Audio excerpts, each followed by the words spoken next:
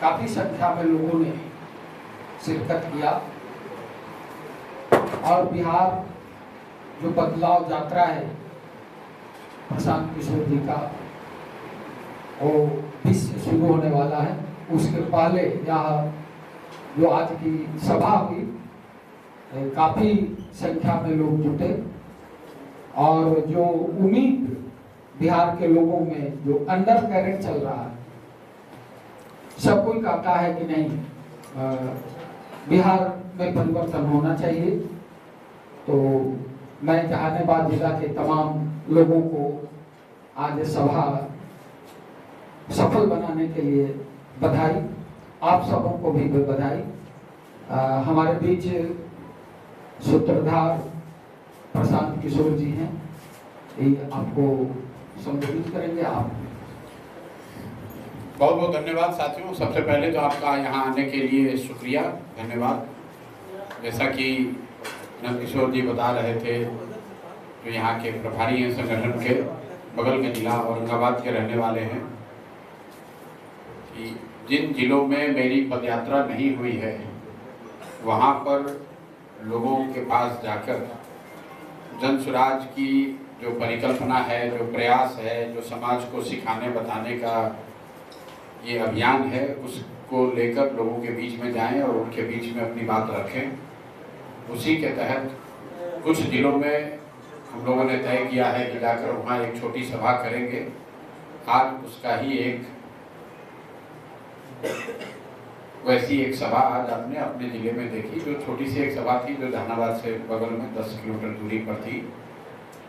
बिहार को जन स्वराज पार्टी बनने के बाद बिहार बदलाव के इस अभियान में 2 बड़े कार्यक्रम जो हम लोग शुरू कर रहे हैं। एक 11 मई से, जो पिछले 4-5 वर्षों में नीतीश कुमार, एनडीए की सरकार या बिहार की राजनीति, सामाजिक राजनीतिक जीवन के बहस के, चर्चा के सबसे बड़े 3 मुद्दे रहे हैं। उन मुद्दों पर जनता के साथ किस तरह की धोखाबाजी हुई है, किस तरह का विश्वासघात हुआ है, उस पर एक कार्यक्रम जन स्वराज 11 मई से शुरू करने जा रहा है। और 20 मई से मैं खुद बिहार बदलाव यात्रा की शुरुआत करूंगा, और वो शुरुआत जेपी के जन्मभूमि सिताब दियारा से सारण जिले में की जाएगी। तो पहले 20 तारीख से जो बदलाव यात्रा है उसके बारे में मैं आपको बता दूं, वो जेपी के जन्मभूमि से इसलिए शुरू हो रहा है क्योंकि 30, 40, 45 वर्षों से बिहार की जनता जेपी के जो व्यवस्था परिवर्तन के नारे को याद कर रही है या संपूर्ण क्रांति की बात करती है। जेपी के सो कॉल्ड जो चेले चपाटे हैं, वही लोग पिछले 30-40 वर्षों से बिहार की व्यवस्था चला रहे हैं। बिहार में व्यवस्था परिवर्तन नहीं हुआ, इसलिए उस संकल्प को लेकर, जो जेपी के अधूरे संकल्प रह गए, उसको लेकर जन स्वराज और प्रशांत किशोर 20 तारीख को सिताब दियारा से एक बिहार बदलाव यात्रा शुरू करेंगे, जिसमें 120 दिनों में घर वापस गए बगैर एक बार जब शुरू करेंगे तो 240 विधानसभा क्षेत्रों में जाएंगे, वहीं पर रहेंगे, गाड़ी से जाएंगे, लेकिन कोशिश ये होगी कि ज़्यादातर प्रखंडों में, पंचायतों में, गाँव में जाएं, लोगों से मिले और जेपी के व्यवस्था परिवर्तन के संकल्प को फिर से पुनर्जीवित किया जाए। समाज के स्तर पर समाज उसके लिए तैयार हो और उसका रास्ता जो हम लोग जन स्वराज में बता रहे हैं कि व्यवस्था परिवर्तन अगर करना है तो एक बार जाति, धर्म, नाली गली, 5 किलो अनाज मंदिर मस्जिद से ऊपर उठकर अपने बच्चों के लिए वोट कीजिए। जो बात मैं बता रहा हूँ उसी संदेश को लेकर हम लोग जाएंगे। 11 मई से जो जनता के साथ सबसे बड़ा विश्वासघात हुआ है, उसको लेकर जन स्वराज पार्टी और पार्टी से जुड़े हुए सारे लोग, हम लोगों ने तय किया है कि 1 करोड़ लोगों के पास हम लोग जाएंगे और 3 बिंदुओं पर जनता से बात करेंगे और उनकी सहमति, उनका हस्ताक्षर लिया जाएगा। वो 3 बिंदु हैं। पहला, पिछले 4-5 वर्षों में यहाँ जाति जनगणना को लेकर आप देख रहे हैं कि किस तरह की राजनीति करने की कोशिश की गई है। अब तो देश के स्तर पर भी उसकी बात हो रही है, लेकिन बिहार में जाति जनगणना आज से 2 वर्ष पहले कंप्लीट कर ली गई। 3-4 वर्षों से ये चर्चा चल रही है कि गणना होनी चाहिए, नहीं होनी चाहिए, अच्छा है, खराब है। पहले दिन से जन स्वराज की का ये स्टांस रहा है कि इस तरह की किसी भी तरह की गणना, सर्वे, जनगणना से समाज को कोई नुकसान नहीं है, इसका फायदा ही है। फायदा इस नजरिए से है कि समाज के विभिन्न वर्गों के स्थिति के बारे में, आर्थिक, सामाजिक, शैक्षणिक स्थिति के बारे में अगर आपको बेहतर जानकारी मिलेगी तो निश्चित तौर पर उसका फायदा होगा। लेकिन वो फायदा तब होगा जब जो नतीजे आए उस पर सरकार कुछ काम करे। तो जो लोग ये चर्चा में भाग लेना चाह रहे हैं कि जातीय जनगणना होने से फायदा होगा कि नहीं, बिहार उनके सामने केस स्टडी के तौर पर आना चाहिए। 2 बरस पहले जातीय जनगणना पूरी हो गई। उस जनगणना के आधार पर यह पता चला कि आज भी 78 साल की आज़ादी के बाद और 35 बरस से सो कॉल्ड समाजवाद और सामाजिक न्याय की बात करने वाले लोगों की सरकार के बाद भी बिहार में सिर्फ 3% दलित समाज के बच्चे ही 12वीं क्लास पास करते हैं। 5% से कम अति पिछड़ा समाज के लोग 12वीं पास करते हैं। ये चीज उन्हीं की जनगणना में निकल कर आया, जिसको 7 नवंबर 2023 को बिहार विधानसभा में रखा गया। अब मजे की बात यह है कि आपके और हमारे लिए विषय ये है कि सरकार से ये पूछे कि भाई ये पता तो चल गया, उसके बाद 2 बरस में उन वर्गों के, बाकी की छोड़िए, उन वर्गों की शिक्षा की स्थिति को सुधारने के लिए कागज पर ही सही क्या आपने कोई योजना शुरू की, कोई वक्तव्य आपने देखा कि दलित या अति पिछड़ा समाज के बच्चों को बेहतर पढ़ाई के लिए, व्यवस्था के लिए कुछ नई सुविधा दी जाएगी? कुछ नहीं किया गया। उसी तरीके से उस जनगणना के आधार पर 24 नवंबर 2023 को नीतीश कुमार ने कहा, तब लालू जी की पार्टी भी, तेजस्वी यादव भी उसी सरकार में उप मुख्यमंत्री थे। आप लोग भी भूल गए। 24 नवंबर को सरकार ने घोषणा की कि हर 94 लाख परिवार जो जातीय जनगणना में गरीब पाए गए हैं, गरीबी रेखा से नीचे पाए गए हैं, उनको 2 लाख रुपए की आर्थिक मदद की जाएगी। नेता भी भूल गए, पत्रकार भी भूल गए। तो अब उस बात को लेकर मैं जनसुराज परिवार बिहार के गांव-गांव में 11 तारीख से जाएगा और लोगों से हम लोग ये पूछना चाहते हैं, भाई तुमको 2 लाख रुपया मिला कि नहीं मिला? अगर नहीं मिला तो हस्ताक्षर करो कि मिलना चाहिए, क्योंकि मुख्यमंत्री ने कहा था। और नहीं तो सरकार ये माने कि जैसे मोदी जी 15 लाख रुपए का जुमला देकर गए थे, वैसे नीतीश कुमार और भाजपा की सरकार भी बिहार में जुमला दे रही है। उसी तरह एक दूसरा मुद्दा है, 2006 में नीतीश कुमार ने एक योजना शुरू की जिसमें यह बताया कि दलित महादलित परिवार के लोगों को, जो भूमिहीन लोग हैं, उनको 3 डिसमिल जमीन घर बनाने के लिए सरकार की ओर से मुफ्त दिया जाएगा। 2008 से हम लोग बैठे अभी 2025 में, कुल 18 साल हो गए। सरकारी आंकड़े बता रहे हैं कि 2,34,000 परिवारों को ही ये जमीन दी गई। उस पर भी प्लानिंग कमीशन का भी एक रिपोर्ट आया है जो बता रहा है कि सिर्फ 1,20,000 परिवारों को ही एक्चुअली जमीन मिला है, बाकी लोगों को जमीन सिर्फ कागज पर अलॉट हुआ, जमीन नहीं मिला। योजना के मुताबिक 50 लाख दलित महादलित परिवारों को ये जमीन मिलनी चाहिए थी, मिली 2,34,000 को, रियल में सिर्फ 1,20,000 को ही। तो इस पर भी हम लोग दलित परिवारों के पास जानना चाहते हैं और उनसे भी हस्ताक्षर अभियान का, उसमें भी उनको भी हिस्सा बनाया जाएगा। और तीसरा, जो अभी 3-4 बरस से बिहार में आप सुन रहे हैं, भूमि सर्वे, जमीन का, लैंड का डिजिटाइजेशन हो रहा है। ये भूमि सर्वे के नाम पर बिहार सरकार का राजस्व विभाग पूरे समाज से धन उगाही का एक नया जरिया बना लिया है। आपकी अपनी जमीन, उसका रसीद कटवाने के लिए, दाखिल खारिज कराने के लिए, जमाबंदी सिक्योर करने के लिए आपको 20, 25, 50,000 रुपया घूस लग रहा है। सरकार ये सब कर क्यों रही है? सरकार कह रही है कि हम लोग भूमि सुधार करने के लिए लैंड डिजिटाइजेशन कर रहे हैं, लैंड का रिकॉर्ड सुधार रहे हैं। और अभी आंकड़ा आया है सरकार का, फरवरी महीने तक सिर्फ 20% जमीन का ही लैंड का डिजिटाइजेशन हुआ है और हजारों करोड़ रुपया लोगों से उगाही कर ली गई। तो ये जो 3 मुद्दे हैं कि जातिगत जनगणना के आधार पर जिन 94 लाख परिवारों को 2 लाख रुपए देने की आपने बात कही थी, वो आपने दिया कि नहीं दिया? दूसरा, जो 50 लाख दलित महादलित परिवारों को 3 डिसमिल जमीन मिलनी थी, उन लोगों को जमीन मिली कि नहीं मिली? और तीसरा, जो भूमि सर्वे हो रहा है, इसमें लैंड डिजिटाइजेशन कितना, सर्वे कितना हो रहा है और लोगों से पैसा कितना लिया जा रहा है? इस अभियान को जनसुराज 11 मई से शुरू करेगा और इसकी शुरुआत मैं खुद नीतीश कुमार के अपने गांव कल्याण बिहार नालंदा में करूंगा। ऐसा इसलिए कि पिछले 30 बरस से किसी की हिम्मत नहीं हुई है। लोग बाहर कहता चलिए हमारा गांव में तो नहीं हुआ, नीतीश कुमार के यहाँ तो जरूर हुआ होगा। इसलिए मैं नीतीश कुमार के गांव में ही जाकर ये तीनों बात चेक करना चाहता हूं, जनता के सामने, मीडिया के सामने दिखाना चाहता हूं कि नीतीश कुमार के गांव में भी किसी गरीब को 2 लाख रुपया नहीं मिला है। वहां पर भी ज्यादातर दलितों को 3 डिसमिल जमीन नहीं मिली है और वहां पर उनके गांव में भी लोगों को दाखिल खारिज और रसीद कटाने में पैसा वैसे ही लग रहा है जैसे जहानाबाद, अरवल, मधुबनी और दरभंगा के लोगों को लग रहा है। तो नीतीश के गांव से इस अभियान की शुरुआत 11 मई को मैं खुद अपने साथियों के साथ करूंगा और उसके बाद पूरे बिहार में 40,000 गांव में जन सुराज के साथी जाएंगे, घर घर जाकर इस 3 मुद्दे पर जनता को जगाएंगे और उनके साथ जो विश्वासघात हुआ है उसके बारे में, ये नीतीश भाजपा की सरकार के बारे में इस बात को घर घर पहुंचाया जाएगा। तो ये 2 अभियान है और आज मैं, जैसा मैंने आपको बताया, चूंकि मेरी पदयात्रा यहाँ नहीं हुई है तो आज लोगों से संवाद के लिए आया था। अब बाकी अब आपके जो सवाल हैं आप सवाल कर सकते हैं। बहुत बहुत धन्यवाद। नीतीश कुमार के क्षेत्र से जाएंगे, शुरुआत करेंगे कार्यक्रम। क्षेत्र से नहीं, उनके गांव में, गांव से कल्याण बिघा। तो वहाँ पे लगता है गड़बड़ी होगा, कुछ अनियमितता होगी। 100% होगी और होगी कि नहीं होगी, अब हाथ कंगन को आरसी क्या, पढ़े लिखे को फारसी क्या। 11 को मैंने घोषणा कर दी है। मैंने ये भी, और आज नहीं 10 दिन पहले किया, ये चुनौती भी दिया कि तुम अभी से भी सुधार के दिखा दो, अभी से भी कल्याण बिघा में रहने वाले दलित महादलित परिवारों को 3 डिसमिल जमीन देके दिखा दो, वहां पर 2-2 लाख रुपए बांट कर दिखा दो भाई। जो ये तो बात नीतीश कुमार ने कही है, किसी एक वर्ग जाति के लिए नहीं कहा। जातिगत जनगणना के पुरोधा बन रहे हैं तो भाई नीतीश कुमार अपने गांव में जो जातिगत जनगणना में गरीबी रेखा से नीचे वाले लोग हैं, कम से कम वहां पर किसी को 10,000 रुपया भी मिला हो तो बता दो।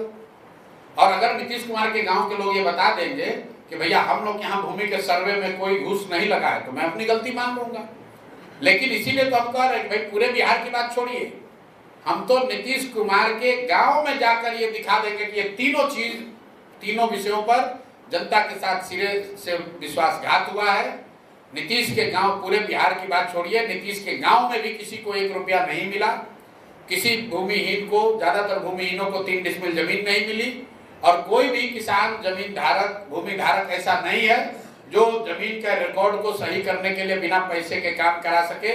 नीतीश के गांव में नहीं करा सकता है। पूरे बिहार की तो बातें छोड़िए। आप शिक्षा और रोजगार की बात कर रहे हैं, उसकी बेहतरी के लिए आपका क्या बेहतरी के लिए सारा मिशन 3 साल से समझा रहे हैं। आप जहानाबाद के प्रबुद्ध पत्रकार हैं, मुझे अफसोस है कि आपको शायद पहले से आपने देखा नहीं है।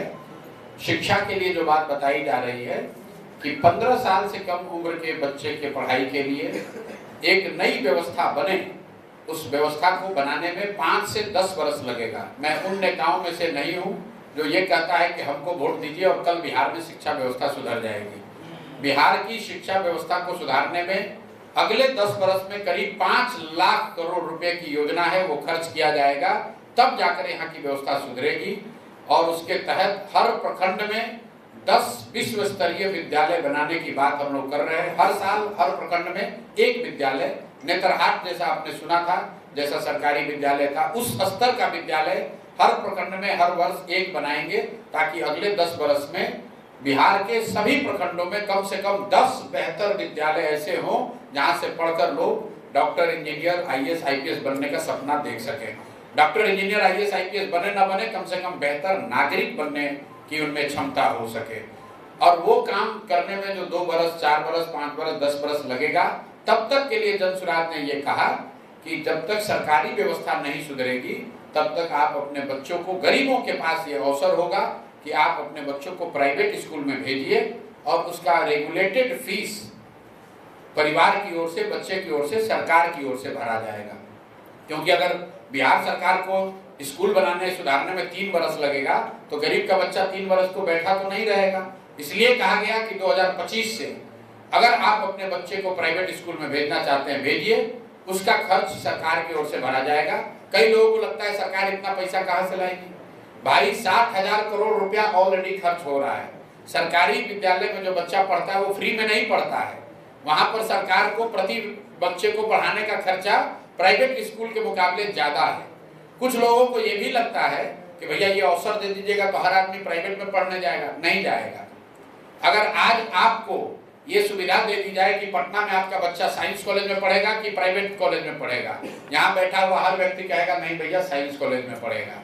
अगर आपको ये सुविधा हो कि आपका बच्चा मेडिकल पीएमसीएच से करेगा कि किसी प्राइवेट मेडिकल कॉलेज से करेगा? आप कहिएगा नहीं, पीएमसीएच से करना होगा। दुनिया भर में इस बात का प्रमाण है कि अगर सरकारी विद्यालय, सरकारी कॉलेज, वहां पढ़ाई अच्छी हो तो लोग प्राइवेट के मुकाबले पब्लिक जो सेवा है उसको ज्यादा प्रेफर करते हैं। आप बीमार पड़ते हैं तो आप एम्स में जाना प्रेफर कीजिएगा अपोलो के मुकाबले, चाहे अपोलो कितना बढ़िया अस्पताल हो। तो हम लोग की जो सोच है कि सरकारी विद्यालयों को इतना अच्छा बनाया जाए कि लोग खुद से सरकारी विद्यालय में पढ़ना चाहें, और जब तक वो विद्यालय का स्तर न सुधरे तब तक उनको प्राइवेट विद्यालय में पढ़ने की सुविधा दी जाए। सर मेरा 2 सवाल है आपसे। आपकी गाहे बेगाहे चर्चा होती है कि आप राघोपुर से भी चुनाव लड़ेंगे। राघोपुर की चर्चा के बाद अब कल्याण बिघा की चर्चा होने लगी, एक साथ 2 जगह हिट कर रहे हैं, इसके पीछे क्या है? नहीं, हमारा ना राघोपुर से मतलब है ना कल्याण बिघा से मतलब है, ये हमारे लिए राजनीति का विषय नहीं है। मैं ये बताना चाह रहा हूँ कि कल्याण बिघा, लोग कई बार जब हम लोग रास्ते में चलते हैं लोग कहते हैं नालंदा में नीतीश कुमार ने बहुत विकास किया है, तो इसलिए हम नालंदा गए, हरनौत गए और देखा कि लोग कितने खुश हैं नीतीश कुमार से। सामान्यतः लोगों की सोच है कि भाई मुख्यमंत्री का गांव है, यहाँ पर तो योजना लागू हुई ही होगी। अगर आपके यहाँ नल जल नहीं चल रहा है तो आप कहे चलिए हमारे यहाँ नल जल नहीं है, लेकिन कल्याण बिघा में तो नल जल होगा ही होगा, कल्याण बिघा में तो बढ़िया स्कूल अस्पताल होगा ही होगा। लेकिन सच्चाई ये है कि कल्याण बिघा भी जाइएगा तो वहां पर भी लोग उसी स्तर में जी रहे हैं जितना कि जहानाबाद के किसी गांव में। राघोपुर जहां से कि मुख्यमंत्री उप मुख्यमंत्री आज वर्षों से बनते आ रहे हैं, आज भी वहां पर 6 महीने लोग नाव से और पीपा पुल से ही चल रहे हैं। और ये लोगों का दुर्भाग्य है, बिहार के का दुर्भाग्य है कि ऐसे क्षेत्र में लोग जहां अपने बच्चे अपने परिवार का कष्ट भूलकर फिर चुनाव होगा तो उसी जाति के नाम पर वोट दे देते हैं। भाई आपके घर में किसी महिला को प्रसव पीड़ा हो जाए राघोपुर में तो कोई जाति कोई नेता बचाने नहीं आएगा, उसको पीपा पुल पर ही आना पड़ेगा, उसको नाव से ही आना पड़ेगा। मुझे ऐसा लगता है कि किसी मुख्यमंत्री या डिप्टी सीएम का सबसे पिछड़ा हुआ क्षेत्र अगर पूरे देश में निकाला जाएगा तो राघोपुर होगा। तो ये राघोपुर की जनता का को देखना है कि भाई तुम्हें इसी में जीना मरना है तो फिर इसी में रहो। इसलिए मैं जाता हूँ कल्याण बिघा, इसलिए जाऊंगा कि नीतीश कुमार पूरा ढिंढोरा पीट रहे कि हम सुशासन बाबू पूरा बिहार सुधार दिए, तो हम कह रहे चलो भाई अपने गांव में देख लो। अगर हर जगह कहेंगे कि जमीन भूमि सर्वे में घुसखोरी हो रहा है, भ्रष्टाचार हो रहा है, तो तुरंत आप ही लोग बताइएगा कि फलाना मंत्री है आपको नोटिस भेजा है। आज हमको अशोक चौधरी एक नोटिस भेजा है, अशोक चौधरी ने हमको एक नोटिस भेजा है। मेरे भाई आप लोग बताइए सरकार में उगाही मंत्री के तौर पर कौन कौन लोग का नाम है? सब लोग जानता है, आप लोग डर के मारे नहीं बता रहे, प्रशांत किशोर बता रहे हैं। ये सरकार की ओर से उगाही मंत्री सब ये सब है, 3 गो 4 गो, जो सरकार की ओर से खुलेआम उगाही कर रहा है, जनता को लूट रहा है। 3-4 मंत्री और 3-4 अफसर हमको धमकी दे रहा है कि कानूनी नोटिस भेज देंगे। भेजो जितना नोटिस भेजना है, प्रशांत किशोर से डरने वाले नहीं है। इसलिए कल्याण बिघा जा रहे हैं कि कोई दूसरा नेता हिम्मत नहीं करेगा कि नीतीश कुमार के गांव में जाकर बिना सुरक्षा के उनके गांव में जाकर घर घर जाएंगे और पर्दाफाश करेंगे कि देखिए कि आपके गांव में क्या हो रहा है। और नीतीश बाबू को चुनौती दे रहे हैं कि अपने गांव में बिना सुरक्षा का है हिम्मत तो जरा घूम के दिखा दो। तेजस्वी यादव को अगर हिम्मत है तो राघोपुर में बिना सुरक्षा के खाली गांव में गांव घूम जाएं, तो आप मान जाएंगे कि कितना बड़ा जिगर लेके पैदा हुए हैं। हम घूम कर दिखा रहे हैं और आपके सामने जाएंगे। कल्याण बिघा बिना सुरक्षा के ही हम चलते हैं, कल्याण बिघा भी बिना सुरक्षा के जाएंगे, घर घर जाएंगे, उनको दम है तो हमको रोक के दिखा देगा। सर आखिरी सवाल है मेरा कि यह भी पूरा देश पहलगांव को लेकर चिंतित था कि हमारा देश पहलगांव की घटना हुई है, इस बीच में ये जातीय गणना का एक बम फोड़ा गया और उसमें देखिए आप लोग ये बम फोड़ना मास्टर स्ट्रोक, ये पत्रकार लोग चूंकि आप लोग 24 घंटा न्यूज चलाते हैं तो आपको भी हर चीज में बम फोड़ा हुआ दिखता है, मास्टर स्ट्रोक दिखता है। मेरे भाई जातीय जनगणना बिहार में 2 बरस पहले हो गई, समाज को बांटने लड़ाने की सारी कवायद कर ली गई, उसका कोई असर नहीं हुआ। रह गई बात पहलगांव की, आप लोग भी देखिए, आप लोग कहते हैं कि कोई आपको दिग्भ्रमित कर रहा है। केंद्र में सरकार है, राज्य सरकार है और नीचे पंचायती स्तर पे सरकार है, संवैधानिक व्यवस्था है। कुछ विषय हैं जो केंद्र के सरकार को देखना है, विदेश नीति, देश की सुरक्षा, ये ऐसे विषय हैं जो केंद्र सरकार का विषय है। उस पर मुखिया जी को कुछ नहीं करना है, ग्राम सभा को कुछ नहीं करना है, उसके लिए संसद है। संसद में आपने हमने चुनकर पक्ष विपक्ष बैठाया हुआ है। और उनको जनता का, देश के हर एक व्यक्ति का, नागरिक का ये समर्थन है कि भाई देश की सुरक्षा के लिए जो कुछ भी उचित है वो करो। जिसने भी गलती किया है, आतंकी काम किया है, आतंकवादी है, आतंकवादियों का संरक्षक है, उस पर कड़ी से कड़ी कार्रवाई हो। लेकिन ये कार्रवाई का जिम्मा बिहार के किसी मुखिया का नहीं है, बिहार के एमएलए और बिहार के विधायकों का नहीं है। कार्रवाई का जिम्मा देश के संसद का है। उनको वो कार्रवाई करने दीजिए और देश के जितने लोग हैं जो देश से प्रेम करते हैं, हम लोग संसद की, जिसमें पक्ष विपक्ष दोनों शामिल हैं, उनके उस कार्रवाई के साथ खड़े हैं। अब जबरदस्ती का उसको आप बिहार से जोड़िएगा। जोड़ कौन रहा है? जोड़ प्रधानमंत्री रहे। अरे भाई, आपको पाकिस्तान पर कार्रवाई करनी है तो दिल्ली से जब आप चल रहे थे तो वहीं पर कहते कि हम कार्रवाई करेंगे। मधुबनी में आके अंग्रेजी में काहे के लिए बोल रहे हैं? भाई, मधुबनी के जनता को तो मैथिली समझ में आती है, हिंदी समझ में आती है। मधुबनी में खड़ा होकर अंग्रेजी में पाकिस्तान को धमकी दे रहे हैं। अरे भाई, दिल्ली से भी बैठ के दे सकते थे। तो ये तो आपको, हमको, बिहार की जनता को समझ में आ रहा है। मधुबनी की जनता तो ये जानना चाह रही थी कि मधुबनी में कब फैक्ट्री लगाइएगा, कि बिहार के बच्चों का पलायन कब रुकेगा, हम लोग के बच्चों के लिए पढ़ाई कब होगा। और पत्रकार भी जो हैं वो सब अब पहलगाम की ही बात कर रहे हैं। अब आप लोग भूल गए कि भैया बिहार से पलायन होता है, आप लोग भूल गए कि यहाँ भ्रष्टाचार है। अब फिर कहिएगा भैया माहौल बन गया है। अरे आप भी तो गलती कर रहे हैं। पहलगाम देश का मुद्दा है, उसके लिए संसद है, सेना है, वो लोग कार्रवाई कर रहे हैं, करेंगे। जो भी कार्रवाई करेंगे पूरा देश खड़ा होगा, बिहार के लोग भी उसके साथ खड़े होंगे। लेकिन उससे बिहार की शिक्षा व्यवस्था का क्या लेना देना? उससे बिहार के बच्चों का हो रहे पलायन का क्या लेना देना? बिहार में विधानसभा का चुनाव तो इस बात पर होगा कि बिहार में शिक्षा, स्वास्थ्य, रोजगार, भ्रष्टाचार पर क्या होगा। इस पर नहीं होगा कि कश्मीर में पहलगाम में कौन आतंकवादी हमला किया कि नहीं किया। हमले तो कश्मीर में पिछले 20 बरस से आतंकवादी घटना हो रही है। तो क्या सारे राज्यों में चुनाव उसी नाम पर हो रहा है? सुरक्षा में चूक भी हुई है पहलगाम में, क्या आपका? देखिए, फिर वही बात, बिहार में क्या चूक हुई है? आपने ये नहीं पूछा कि मोदी जी आए तो उन्होंने कहा कि सहरसा से गुजरात के लिए एक ट्रेन चलेगी, और किसी पत्रकार ने, किसी नेता ने ध्यान नहीं दिया। मोदी जी के शब्द है, मैं कोट कर रहा हूं, कि श्रमिक परिवारों को जाने में सुविधा के लिए एक नई ट्रेन सहरसा से शुरू हो रही है। आप जरा बताइए, ये बिहार के लोगों के मुंह पे कितना बड़ा क्षमाता है कि आप कह रहे हैं कि यहाँ से श्रमिक परिवारों को गुजरात जाने के लिए नई ट्रेन दी जाएगी। तो मतलब फैक्ट्री लगेगा गुजरात में और बिहार का लड़का जीवन भर श्रमिक बनकर गुजरात में जाएगा मजदूरी करने। अंग्रेज जब इस देश में थे उस समय भी तो ट्रेन, रेलवे लाइन बनाई गई थी। उस समय भी तो पानी के जहाज से लोग इंग्लैंड जाते थे। किस लिए जाते थे? यही मजदूरी करने जाते थे। यहाँ से सामान, कच्चा माल जाता था इंग्लैंड, उसी के लिए तो गांधी जी ने आंदोलन शुरू किया था। यहाँ से मजदूर जाते थे। वही हाल अभी हो गया है। अब गुजरात और महाराष्ट्र हो गया नया इंग्लैंड, और बिहार हो गया नया मजदूर का सप्लायर, और बिहार का आदमी और पत्रकार आप लोग उछल रहे हैं। अरे बाप रे बाप, मोदी जी ने 2 ट्रेन की घोषणा कर दी। बाप रे, कितना बड़ा एहसान कर दिया मोदी जी ने हम लोग पर। ट्रेन दिया जिस पर कि आपके हमारे बच्चे मजदूर बनकर जाएंगे गुजरात। तो जब आपके हमारे अकल पर पत्थर पड़ा हुआ है तो हम लोग का बच्चा नहीं भोगेगा, बिहार पिछड़ा नहीं रहेगा, तो कौन पिछड़ा रहेगा? लोगों को ये ना कहना चाहिए था कि मधुबनी में, जो कभी यहाँ का कल सांस्कृतिक राजधानी बताते हैं मधुबनी को लोग, यहाँ पर सबसे ज्यादा ज्ञान, सबसे ज्यादा पांडुलिपि मधुबनी में लिखी जाती थी। जब ये बंगाल का हिस्सा था तो बंगाल के पूरे उस रियासत का, जिसमें बंगाल, बिहार, उड़ीसा साथ में था, उसमें पढ़ने लिखने वाले सारे जो लोग थे वो मधुबनी जिला से आते थे। मधुबनी में उसकी चर्चा नहीं कर रहे। मधुबनी से और सहरसा से अब श्रमिक ट्रेन खुल रहा है, और बिहार का नेता, बिहार का समाज इस पर ऑब्जेक्ट करने के बजाय ये कह रहा है कि बहुत अच्छा, मोदी जी को नया ट्रेन शुरू किए हैं। आज महागठबंधन का बैठक हुआ है पटना में, लेकिन आज भी तेजस्वी के सीएम वाले फेस पे चर्चा नहीं हुआ। देखिए, आप लोग अपना मानने को तैयार नहीं। अरे कौन नहीं मानने को तैयार है यार? कांग्रेस के नेता क्या, कांग्रेस की कब से इतनी औकात हो गई? कांग्रेस पार्टी जो 35 वर्ष से लालू यादव का झोला ढो रही है बिहार में, उसका औकात है कि वो तय करेगा कि आरजेडी से चेहरा कौन होगा मुख्यमंत्री का।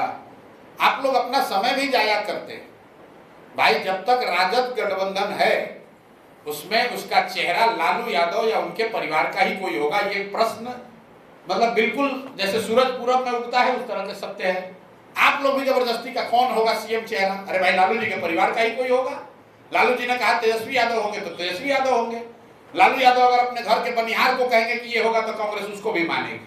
कांग्रेस की क्या औकात है? 35 वर्ष से इस राज्य को बर्बाद करने वाले राजद का झोला ढोने वाला पार्टी कांग्रेस तय करेगी कि राजद का उम्मीदवार कौन होगा। आप लोग भी 4 दिन कन्हैया कुमार घूमे तो आप लोग कहे भाई बड़ा कांग्रेस सक्रिय हो गई। अरे भाई ये सारी सक्रियता और बैठकों में बैठना सिर्फ इसलिए है कि कहीं लालू जी खिसिया के 30-40 को सीट न दे दें। 70 सीट मांग रहे हैं, लालू जी 30-40 देना चाहते हैं तो हाथ पांव मार रहे हैं भाई दो चार सीट भीख में जो ही मिल जाए। कांग्रेस की ताकत है कि लालू यादव को बताएंगे कि कौन उनका पार्टी का चेहरा होगा। ये कभी संभव है? अब आप लोग भी पत्रकार हैं, सवाल पूछना है तो कुछ पूछे जा रहे हैं। भाई चेहरा कौन होगा हम आपको बताते हैं। महागठबंधन का चेहरा तेजस्वी यादव है, न हो तो आप कहिएगा हम ये पूरा अपना अभियान वापस ले लेंगे। कांग्रेस में अगर दम है तो तेजस्वी के यादव के अलावा किसी को बना के दिखा दे। हम तो रोज कह रहे हैं कि भाई लालू जी को आप लोग कहिए कि तेजस्वी यादव को छोड़कर, अपने परिवार को छोड़कर किसी यादव परिवार के लड़के को नेता बता दे, हम जल्द सुराज उनका समर्थन करने को तैयार है। अरे ये लोग अपना और अपना परिवार के आगे जो जीवन में कभी कुछ किया नहीं और आप लोग कह रहे हैं कांग्रेस के कहने। कांग्रेस का क्या औकात है? कांग्रेस को लालू जी के लोग बैठने के लिए जगह दे रहे हैं, यही बहुत बड़ी बात है।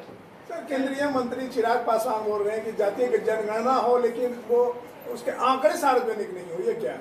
अब ये तो चिराग जी बताएंगे, हमको नहीं मालूम है। जब भाई आंकड़े आप इकट्ठा करेंगे तो सार्वजनिक नहीं कीजिएगा तो उसका आचार डालिएगा।